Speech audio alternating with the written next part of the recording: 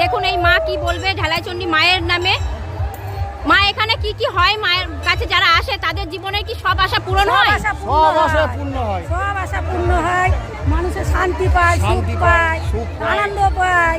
আর এখানে তো এত মানুষ আছে, এখানে যে এত মানুষ আসে মায়ের মন্দিরটা তো করতেই পারে, মায়ের মন্দিরটা কেন হয় না? মায়ের মন্দির এতদিন হয়ে যেত, আমরাই করতাম, কিন্তু গন্ডগোলের জন্য